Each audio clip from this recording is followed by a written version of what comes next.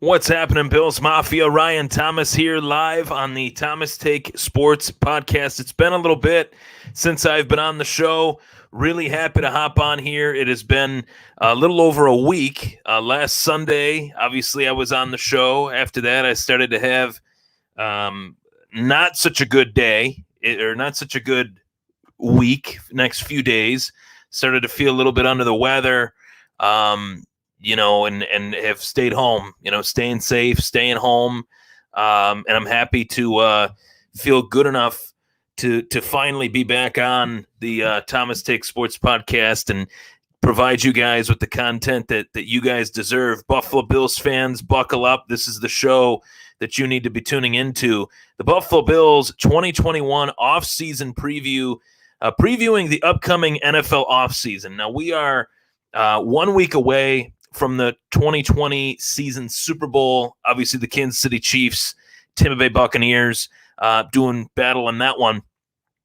Congrats to the Kansas City Chiefs. Congrats to the Tampa Bay Buccaneers.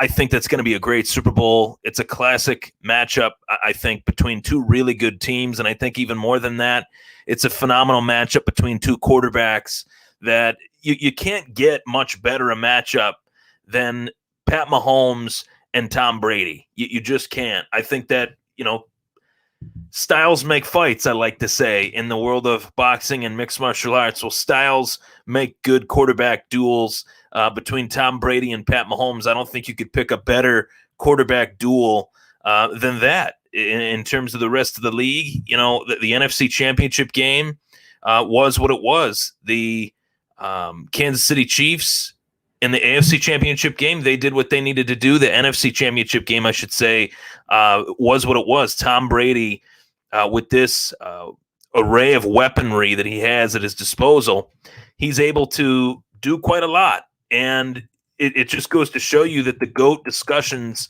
that feature Tom Brady each and every season are warranted. For him to pick his destination, for him to pick where he was going to go, and to go there and to put forth the productive season that he has had, I give him a lot of credit. I want to give Tom Brady a lot of credit for really taking a big chance. It was a chance. It was a risk for him to go from the New England Patriots, obviously, to the Tampa Bay Buccaneers. But this is obviously not a Bucs show. This is obviously not a Chiefs show. As I said, this is the Buffalo Bills offseason preview. And hopping on here for the offseason preview, there are a lot of things to be excited about for this Buffalo Bills offseason. There's no doubt about it. This offseason, we got a lot of questions at our disposal here as far as what to expect for this Buffalo Bills offseason.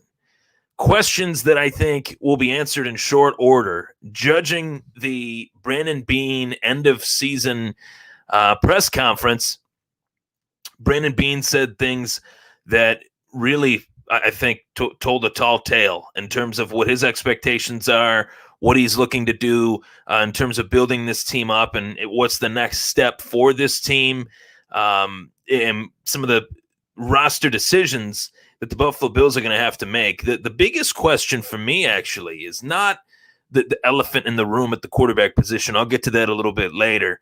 But in terms of a starting player on this roster, on this Buffalo Bills roster, what is one question that I have in terms of some of these position players that have been key contributors, whether it be offensively or defensively? Offensively, the Bills don't go into this offseason with many questions, but defensively, the one question that they have to ask themselves is linebacker Matt Milano staying or going? And if I was Brandon Beane, understanding, as Brandon Beane does, understanding the going rate for a starting outside linebacker that plays at a high level, ultimately $11-12 million a year, right? Some of the better outside linebackers like Zach Cunningham, that's what they got, $11-12 million a year. Now, on the surface, it's easy to say, Well, Matt Milano has been a key contributor to this defense. When he wasn't in this lineup, the Bills defense somewhat sputtered. There's dynamics to Matt Milano's game that make him a great player for this defense, blah, blah, blah. You come up with the reasoning as to why Matt Milano should stay. And I think for as many reasons as Matt Milano could potentially stay, there are also just as many reasons as to why he could go. But the main reason why he could leave, I would say, is due to dollars and cents. Do I believe in my heart of hearts that Matt Milano belongs under the distinction as the highest paid outside linebacker in this league? Far from it. Do I believe that Matt Milano is actually one of the more replaceable players on this Buffalo Bills team? Yes, I do. And how that is done remains to be seen. The path that the Bills take, the path that the Bills front office takes towards replacing him, that remains to be seen. But to me, if there was one player that somewhat stood out as far as taking a step back from 2019 to 2020, that was a part of that really good 2019 Buffalo Bills defense that somewhat took a big step back in 2020, it was Matt Milano. And the best ability is reliability. If you can't be reliable in terms of being healthy and being out there and playing at a high level, if you can't be reliable, then, what good are you? What good are you for the future of the team that you're playing for? Your value is very limited. And I think that there are far more athletic linebackers out there that can cover a tight end far better than what Milano has shown in the Bills' biggest matchups, whether it be against Baltimore, Kansas City, Indy, all playoff games, right? Buffalo got torched as far as covering the tight end or not being able to cover the tight end. So ultimately, I would like to see them get a linebacker that could adequately cover a tight end. Milano does a lot of things great. I'm not saying that he's a terrible player. That's not what I'm saying. But when you come to a decision as to whether or not a player is worth it or not, worth it or not worth it, dollars and cents wise, if that player is demanding X, Y, and Z of $11 million, $12 million, really going to take a step back here and say, well, this player that wants this money is not really performing at that level. And you might have to move on from that player. Now, whatever route they go, keep in mind, the Buffalo Bills drafted Matt Milano in the 5th round. Whatever route they take as far as replacing him, whether it means they draft, a linebacker in the 3rd, whether it means they draft a linebacker in the 4th or a linebacker in the 5th, however they go about doing that, I trust Brandon Beane and Sean McDermott to find the next guy. But when I look at this situation, I don't see a path, an open path for Matt Milano returning to the Buffalo Bills unless he decides that he should take a pay cut. And a player in Matt Milano's position, he knows the route. He understands what the mission is for this team. And to be quite frank, this is one of the best teams in the NFL now. So why would you leave that team? Would you be willing to take a pay cut to stay? If Matt Milano is willing to take a pay cut to stay, I'm all for it. But I'm not for paying Matt Milano as if he is one of the best outside linebackers in this league, because I don't believe he is. I think he is a top 10, top 12 outside linebacker in this league. Maybe the analytics freaks at Pro Football Focus would disagree with me. But from what I saw this year, I saw a player that took a step back in a contract year. He proved ultimately that he wasn't as reliable as what we would hope from a player that is within a contract year. So staying or going, if it were up to me, if I was Brandon Beane, I would have to let Matt Milano walk and move on. I think there are better players to be had out there that'll be just as cheap, younger, and just as athletic. You have to cut your losses in some way, shape, or form. The next big question is Josh Allen's extension. Josh Allen's extension, as this stream keeps me extremely organized while I'm on the show here, Josh Allen's extension is the topic of discussion of the 2021 Buffalo Bills offseason. There is no doubt about it.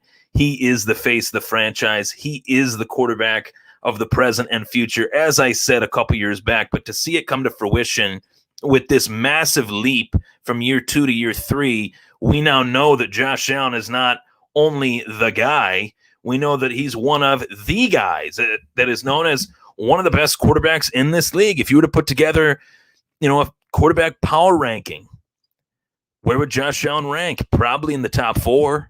If you were to wash the league of itself entirely and force every general manager, every franchise to go down the route of drafting a whole new team, Josh Allen might be the second overall pick in that draft. Pat Mahomes would probably go first. Josh Allen would probably go second, just in terms of what he brings to the table and his youth and athleticism, everything.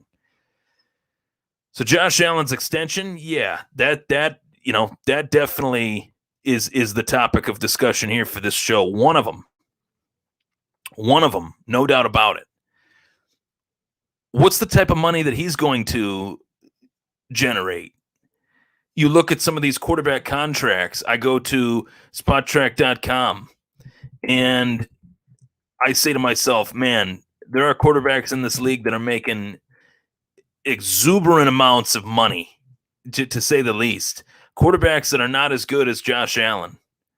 Quarterbacks that shouldn't be making that money. It's just that simply put.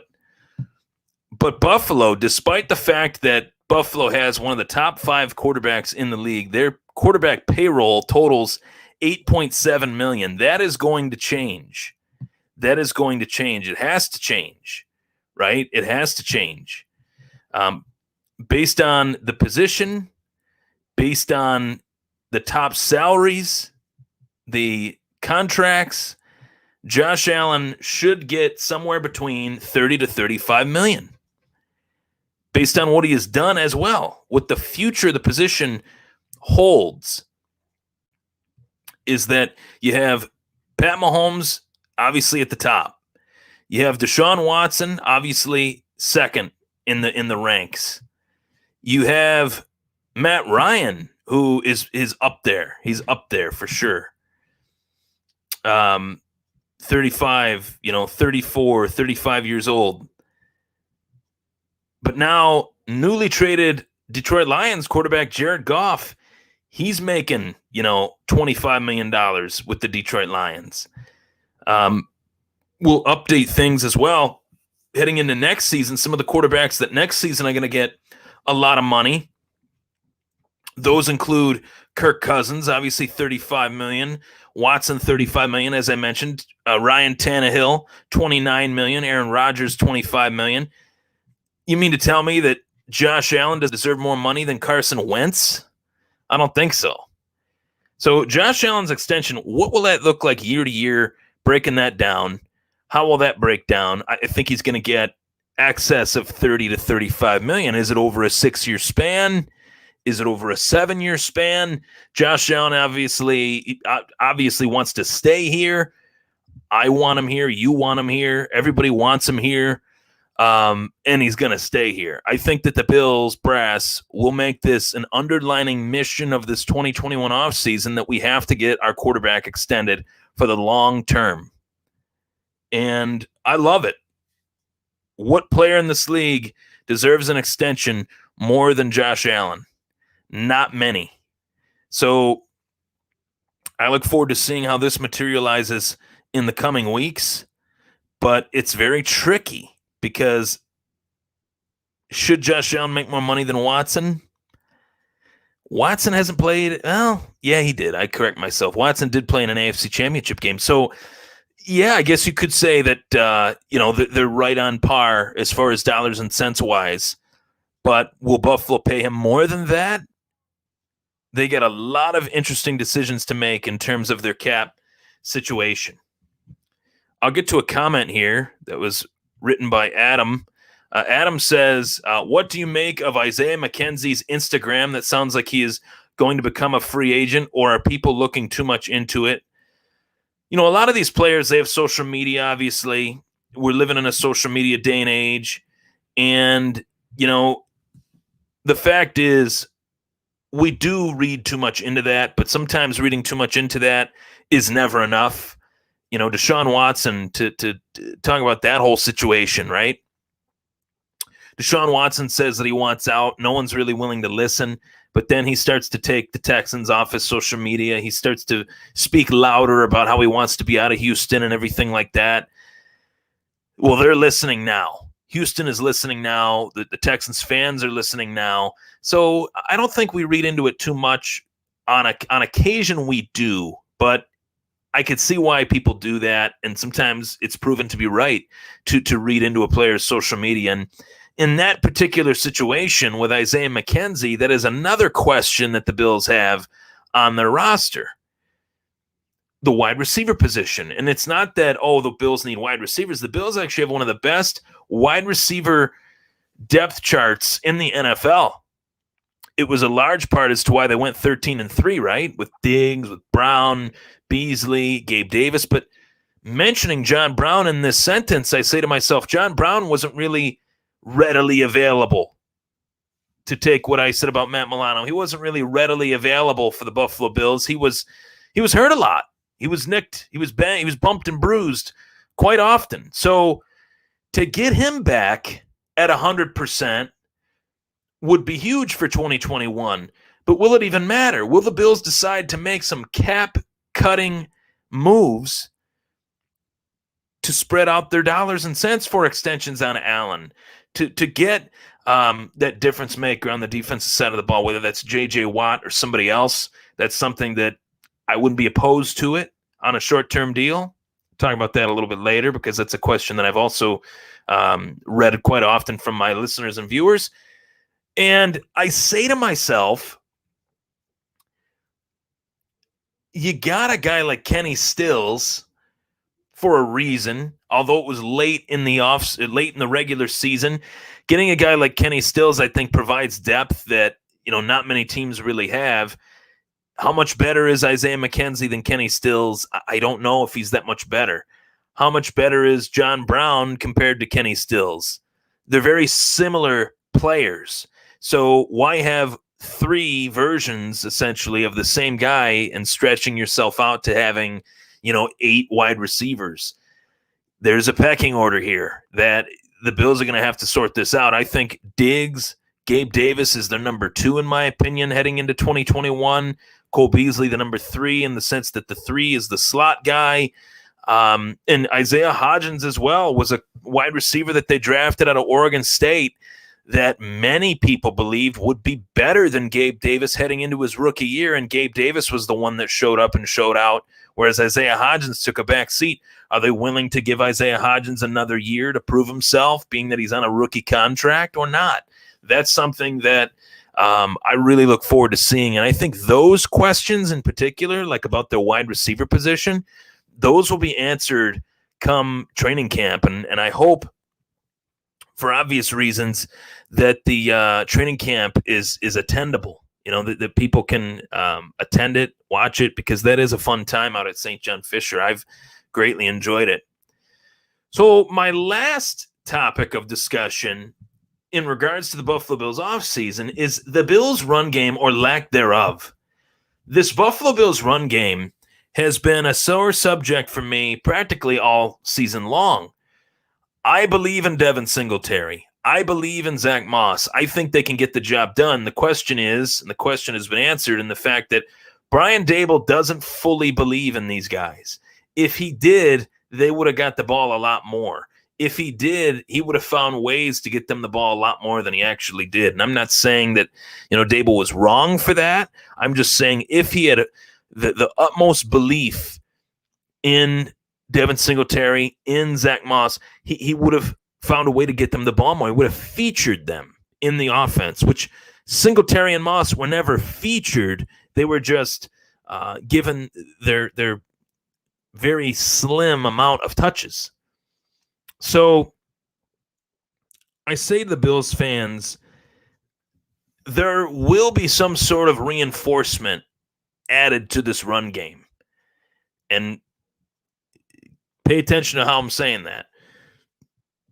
there will be a reinforcement added to this run game. That reinforcement doesn't always mean that they will go out and get a new running back. It could mean they add to their offensive line.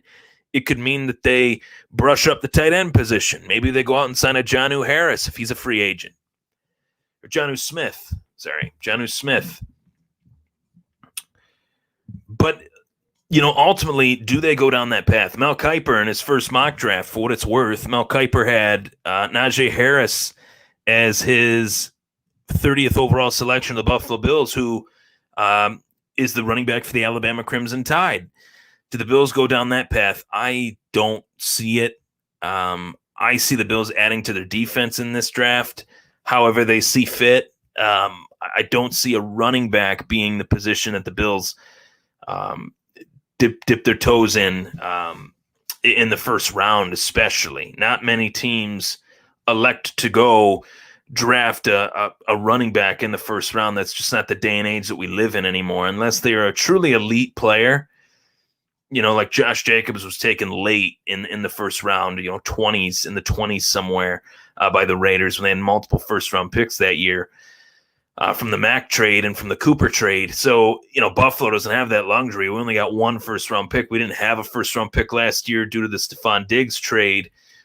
As much as I think the run game has been abysmal, I still see a ton of potential in Devin Singletary and Zach Moss. I see untapped potential in Devin Singletary and Zach Moss. I'm not willing to write those guys off just yet.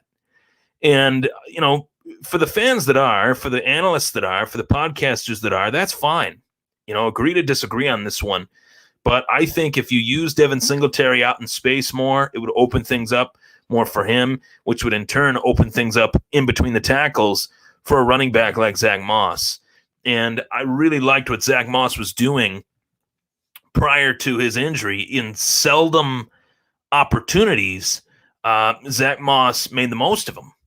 In very seldom opportunities. And that's another point to my argument to this narrative, is the sense that this is not a bad backfield. It's a backfield that has been heavily underutilized over the course of the 2020 season. And I think that's why we saw this negative impact in the run game. And obviously, on this show, I like to preview not just the Buffalo Bills, but look at somewhat the state of the division. Let me tell you guys, I have zero fears of the Patriots, zero fears of the Dolphins, zero fears of the Jets. To all the Patriots, Dolphins, and Jets fans out there that love to throw shade and hate on the Bills, just being the jealous, abysmal fan bases that you are, get used to seeing us win some division titles, because I don't think that's going to end soon. I see this team rolling into 2021 as the odds-on favorite, hands-on favorite, and I see the Bills winning, 12, 13 games once again. They have the formula. They have the quarterback. They have the weapons.